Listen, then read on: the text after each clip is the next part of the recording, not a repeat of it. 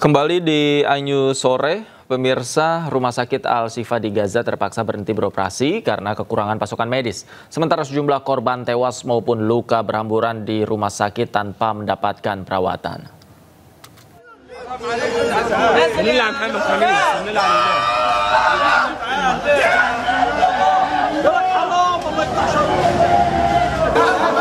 Jenazah 5 warga Palestina dan sejumlah besar korban luka dibawa ke Kompleks Medis Al-Shifa di Kota Gaza pada hari Sabtu di tengah operasi militer Israel yang terus berlanjut. Tercatat setidaknya 51 orang telah tewas akibat serangan Israel sejak Sabtu pagi.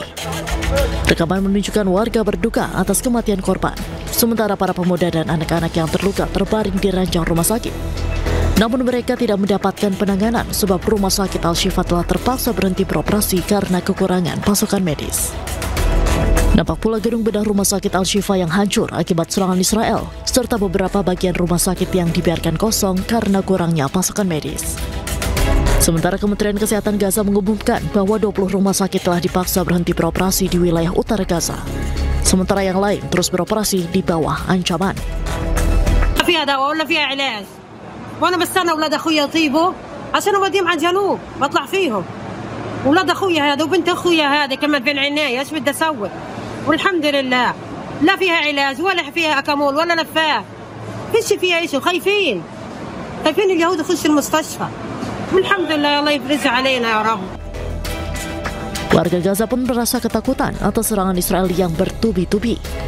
Menurut mereka tak ada tempat aman yang tersisa, bahkan sekolah, pusat pengungsian dan rumah sakit turut menjadi target serangan Israel.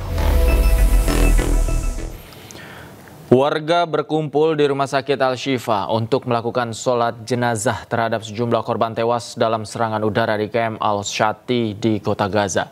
Dilaporkan satu keluarga beranggota 7 orang tewas dalam serangan tersebut.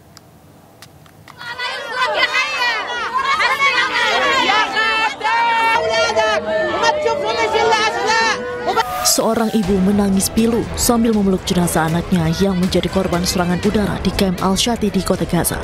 Sementara lainnya juga terlihat memeluk jenazah dan menangisi anggota keluarganya yang tewas akibat serangan Israel. Jenazah para korban dibawa ke Kompleks Medis Al-Shifa untuk dimandikan dan disolatkan sebelum jenazah dibawa ke pemakaman. Kerabat para korban pun turut berkumpul untuk memberikan penghormatan terakhir kepada 7 anggota keluarga bakar yang tewas dalam serangan udara di Kamp Al-Shati Gaza, termasuk anak-anak. Militer Israel hingga kini belum mengomentari serangan brutal tersebut. Namun Israel mengaku telah menyerang sekitar 120 target dalam 24 jam terakhir.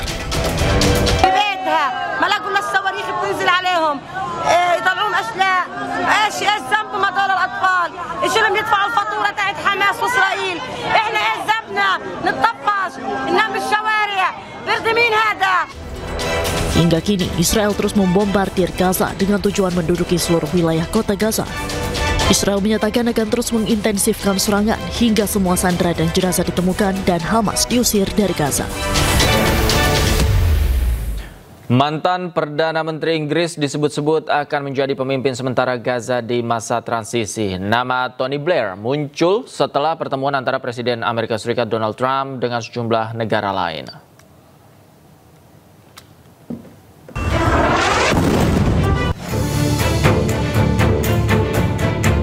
Di tengah diskusi yang dilakukan sejumlah negara, Israel terus menyerang Gaza, Palestina.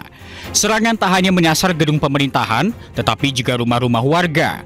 Dalam 24 jam terakhir saja, 59 orang tewas akibat serangan dan 386 lainnya terluka. Meski menghadapi pengeboman brutal dan genosida oleh pasukan Zionis Israel, lebih dari 1 juta warga Palestina tetap memilih bertahan di kota Gaza. Sementara itu, Presiden Trump telah bertemu dengan Perdana Menteri Israel, Benjamin Netanyahu, untuk membahas perdamaian Palestina dan Israel. Hasilnya, 20 rencana Trump untuk akhiri perang Gaza disetujui oleh Netanyahu. Proposal ini salah satunya menunjuk mantan Perdana Menteri Inggris, Tony Blair, sebagai pemimpin sementara Gaza di masa transisi.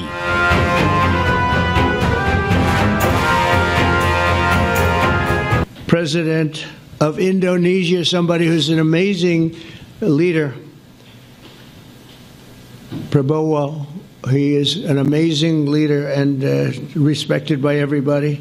he was in the room with us. We were together with most of these people that I'm mentioning. Others were, and we'll do it right. And we're going to put leaders from other countries on, and leaders that are very distinguished leaders. And we'll have a board. And one of the people that wants to be on the board is the UK former Prime Minister, Tony Blair. Good man, very good man. And some others. And they'll be named over the next few days. Rencana Trump untuk perdamaian Gaza pun telah didiskusikan dengan sejumlah kepala negara, salah satunya Presiden Prabowo Subianto. Kedua pemimpin negara ini bertemu di New York, Amerika Serikat usai sidang umum PBB. Tony Blair bukan sosok yang asing bagi Palestina dan Indonesia. Pria yang pernah menjabat Perdana Menteri Inggris pada 1997 hingga 2007 ini adalah sosok yang mengajukan proposal pemerintahan sementara di Gaza. Bagi Indonesia, Tony Blair cukup dekat dengan pemerintah. Bahkan sempat disebut-sebut akan bergabung dengan Danantara sebagai Dewan Pengawas, namun batal. Tim Liputan, iNews melaporkan. Aksi unjuk rasa pro-Palestina di sejumlah negara Eropa terus menggema. Para aktivis mengecam negara barat yang mendukung militer Israel melakukan genosida di Gaza.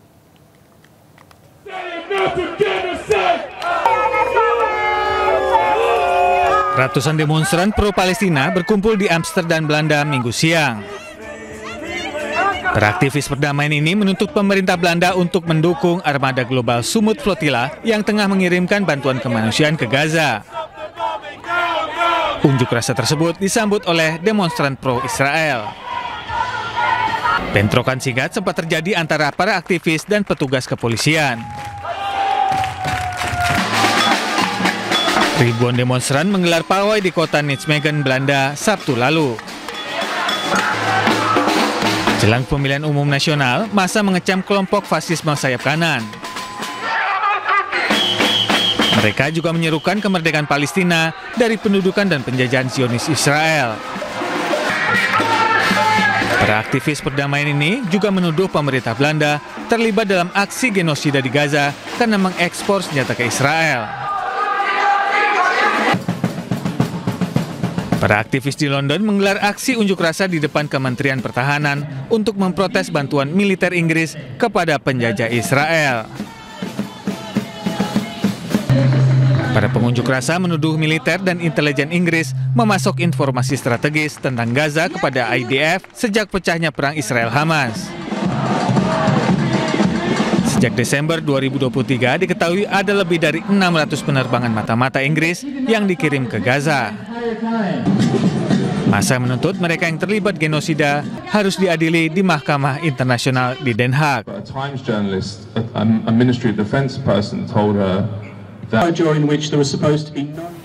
Meski diserang drone, sebanyak 50 kapal Global Sumut Flotilla nekat berlayar ke Gaza, Palestina. Mereka menentang blokade laut Israel dan saat ini mereka telah memasuki zona kuning atau zona rawan menuju Gaza.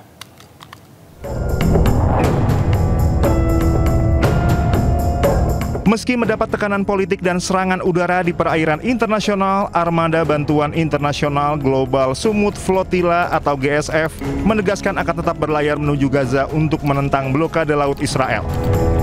Pernyataan ini disampaikan penyelenggara sehari setelah Italia mendesak mereka menerima kompromi untuk menurunkan bantuan di Siprus. Armada yang beranggotakan sekitar 50 kapal sipil ini sempat diserang pesawat tanpa awak pada Rabu pekan lalu di perairan internasional sekitar 56 km dari Pulau Gavdos, Yunani. Meski salah satu kapal terdepan mengalami kerusakan mekanis, penyelenggara memastikan armada tetap melanjutkan perjalanan. Kapal-kapal tersebut ditargetkan tiba awal pekan depan di perairan Gaza. Pemerintah Yunani sendiri menyatakan menjamin keamanan pelayaran armada selama berada di lepas pantai negara tersebut. Misi kemanusiaan Global Sumut Flotilla saat ini telah memasuki zona kuning, kawasan rawan di perairan dekat Gaza. Dalam misi kemanusiaan ini, terdapat 3 utusan Indonesia yang kini berada di atas kapal Summertime, kapal pengamat yang mengikuti konvoi flotilla. Hingga Senin 29 September, 21 relawan dari 10 negara berada di kapal Summertime yang sedang menyusul 42 armada Global Sumut Flotilla di garis zona kuning sekitar 300 nautical miles dari Gaza. Rencananya, jika tidak ada kendala dan serangan dari Zionis Israel, kapal-kapal kemanusiaan tersebut akan tiba di Gaza dalam 2 hingga 3 hari. Sementara 2 WNI lain masih tertahan di pelabuhan Porto Paolo, Sisilia, Italia akibat kerusakan kapal dan kendala teknis.